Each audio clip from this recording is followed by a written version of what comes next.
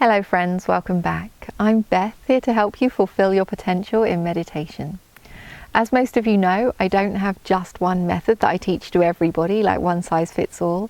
Instead, I much prefer to teach people one-on-one. And the reason is that you're all different. So please use these videos as a guideline, and if there's anything that isn't quite working for you or anything that doesn't quite fit, then be in touch and I'll be more than happy to discuss those things with you one-on-one. Today's video is about the jhana factors and what they mean for the depth of our meditation practice. Now, when I'm teaching, I often get asked questions that go something like this. I notice the jhana factors arising in my meditation. Does that mean that I'm in the jhana? Now, the simple answer to this question is no. So today I want to discuss what those jhana factors are, why we call them jhana factors, and what they mean for the depth of our practice.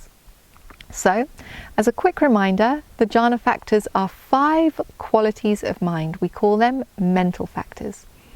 They are applied thought, which is the silent application of attention to an object.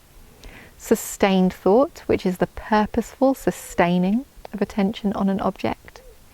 Joy, happiness, and one-pointedness.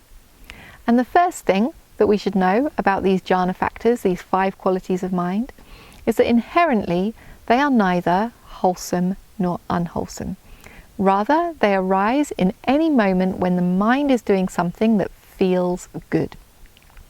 On the unwholesome side, that could mean that we're indulging in our favourite sense pleasure. It could be a moment of getting what we want. It could be a temporary boost to our ego. In all of those cases, the 5 jhana factors will be there.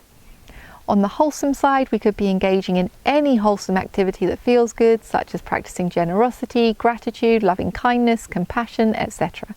And in that case as well, those 5 jhana factors will be there. But inherently, those jhana factors are neither wholesome nor unwholesome.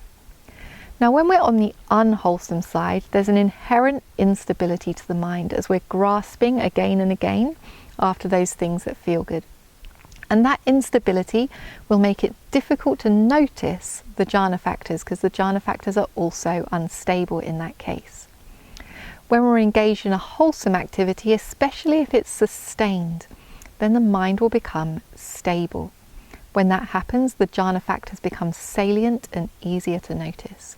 So we'll notice those jhana factors clearly whenever the mind is engaged in a stable, sustained, wholesome activity.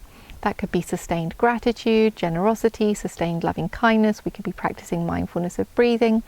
Whenever we're doing that, we will start to notice those jhana factors arising.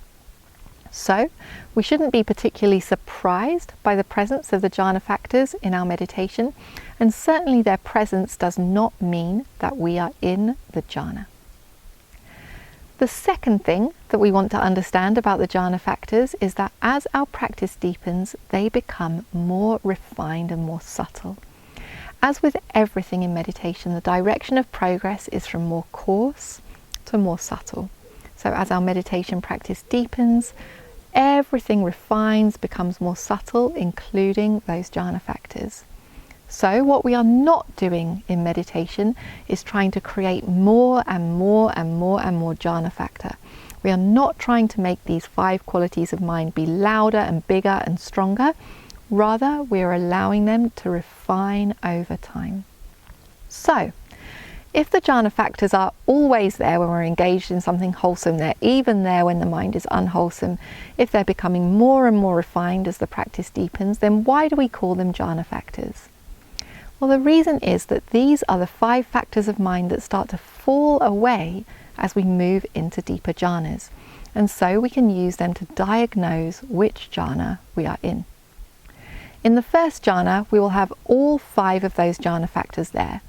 Now, this makes the first jhana especially difficult to identify because the 5 jhana factors are there in the jhana, but also long before the jhana. But once we move from the first jhana into the second jhana, some of those factors start to fall away. As we move into the third jhana, a further factor falls away, and so on into the fourth jhana. And so when we emerge from the jhana, we can check which of these factors are present, which of them are absent, and we can thereby identify which jhana we're in. So that's what I have to say today about the jhana factors and how we can use them to identify the depth of our practice. If there's anything that's unclear to you or anything that you're unsure of, then be in touch and I'll be more than happy to discuss those things with you one-on-one. But now is the time to get off of those screens, get onto the cushions and actually do some practice. As most of you know, I do all of my work on a donation basis. So I welcome you to support me either through Patreon or through my website so that I can continue to make these videos. Thank you so much for your support. Wishing you the best with your meditation.